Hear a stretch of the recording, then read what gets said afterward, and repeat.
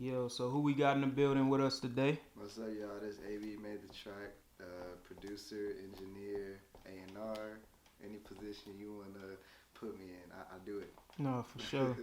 So, where you from? You from Atlanta? I'm from Greensboro, North Carolina, but I moved to Atlanta around age 12, so I went to high school and everything here. I pretty much grew up in Atlanta.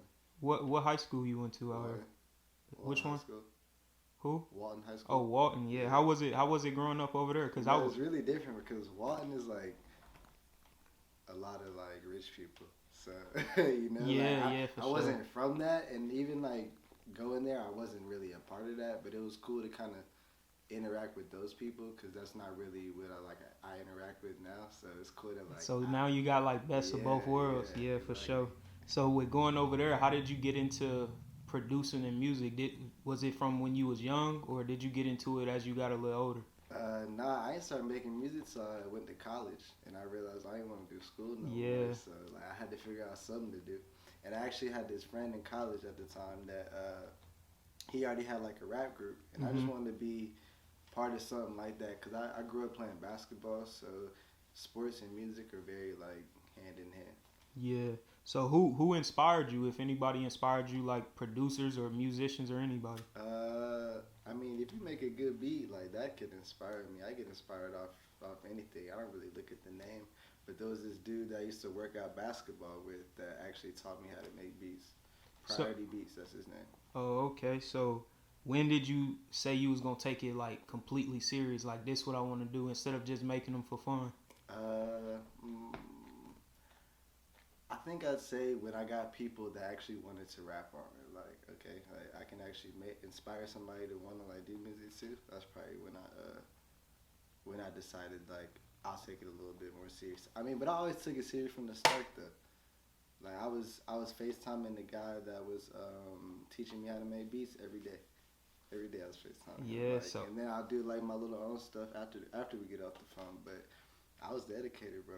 have you seen yourself like grow tremendously since For then, huh? sure, for sure. Like just understanding music, is that's really a big part of it. Making the music, really, this much of it. So now I'm just trying to help other people get on and show them what they can do actually, because a lot of people don't be tapped into their full Yeah. potential. Like you gotta So help them do that. with that, like, what do you think it takes like mentally? Cause you've been doing it for a minute. So what do you think it take mentally, even physically, to like not give up on it, to keep going, even when it's like everything ain't going your way and you ain't got this yet, you ain't got these placements, you don't know this person. If you think if you think you down bad, like it can't get no worse. Like you might Yeah. as well just keep going. It's only gonna get better. So, but there's gonna be times like that. It's not always gonna be good. Like it's still for me. I'm not where I want to be. Like I'm in good positions, but to me, I'm not satisfied. So I definitely want more. Yeah, for sure. So for those like trying to come up as producers, what is it like being in or around like industry or underground, whichever one, I instead of mean, just doing it like at your crib when you're on the scene with it? networking is a big part of it, bro. Like my manager Jerry, he really helped me with that. Even my girlfriend, she really got me like out of my comfort zone. I'm kind of like a to myself kind of guy. Yeah. I still like making beats like by myself. I still prefer that over like collabing with somebody, Hmm. but it's something that you got to do. There's just things that you have to do, or you're never gonna like progress, and you'll get more comfortable with that.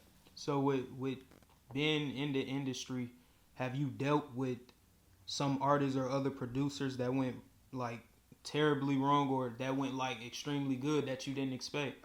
Yeah, I've had both. But I'm kind of like a person that can fill out the vibe, so I know if it has the chance to like get there.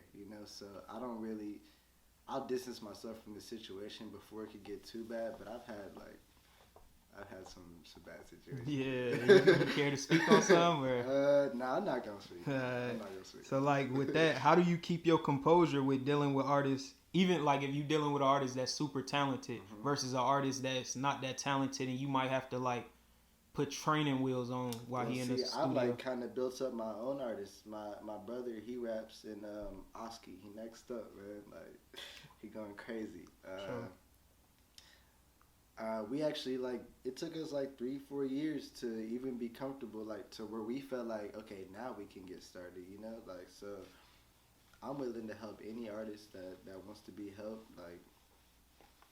Yeah. I enjoy that. Like that's a part of that's really that's producing. part of it. You Like know, instead like of yeah, just being a beat maker, it's a difference between. Speak on that. Like, do you see that a lot? Like, some people make beats, I do see that and a lot. some don't know how to be a producer. Yep. Like, a lot of people are just beat makers, but I mean, I watch a lot of interviews. Yeah. So they all say you can't consider yourself a producer if you can't like engineer, you know, like bring and people structure together. a song. Like if you're just yeah. making the beat, you're just making the beat. Yeah. And that's cool. There ain't nothing wrong with Nah, that. for sure. But if you want to be like greater, you're gonna have to be able to do things like that. I actually, I used to hang around with ear drummers a lot, and that was like seeing Mike talk and like the way he carried himself. That was really like a big thing for me. Like, okay, I'm kind of on the same wavelength as you as far as like how we think, but I kind of just want to put my own twist to it. Yeah. So with even being around there, what artists haven't you worked with that you want to? Well, ear drummers like Sway. I want to work with Sway. But Sway I'm not music fire. I can't force it, you know? Yeah. Like, if it's going to happen, it's going to happen. Okay, so what's some artists like you worked with already on an industry level? Ears. From ear drummers. Yeah, his music fire. Let's see. I've worked with this Hispanic guy. His name Klon. I mean, I don't even really know that much about him. Yeah. But he got like a good following. Redo. I don't know if you know who Redo is. I work with him. True Story G. I've worked with him. That was actually my first placement. True Story G. Oh. Actually, Young Dro was my first placement, and then True Story G was my second. I really like to kind of work with local artists, bro. Like I'm not really too big on getting the biggest placement. I was on that for a while, but you kind of found your zone and your lane. Like you're gonna have to build your respect. Like you're not just gonna be able to walk into a room if they know the other producer, they probably gonna choose his beat over yours. Like, yeah. So with that being said, is it difficult to be like? Because if you making music, everybody wants to be like on Billboard and as huge and big as they can. So how do you balance both with like one to stick to messing with the underground, but one to eventually get a feature or verse from Drake? Yeah, I'd say. I mean, you can get that one Billboard hit, but even if you do that, what you gonna do after? Yeah, you know, for sure. like so if I can build up it's kind of like building bricks, and like, have a whole wall instead of just. If I can get a relationship with 3-4 artists instead of somebody I don't know who I'm sending the email to, like they gotta open the email, they gotta actually listen to the beat, they gotta actually like the beat, they gotta actually do the beat. Yeah, I see what you're saying. And then once they do that, they gotta actually want to release the song. Like you competing with a whole bunch of songs. Yeah. So if I can kind of control the room more, yeah. like be the engineer, be the person who brings people together. So you prefer to be like in studio with an artist, an engineer making it versus like sending an email. Like does that mess the chemistry up? Like if you locked in with somebody and y'all in here vibing and you can feel the vibes instead of just sending an email. If I build the relationship, they trust me, you know, like to send the beat. But if we're gonna work like for the first couple times, I'd rather you be in the studio with me because then you can see like a lot of people, they probably don't even know I make the beat like right there on the spot, you know. So when they see that, like we can build the whole song right there. So how do you feel about like the current state of the producer scene in ATL, and like are you open to work with more producers?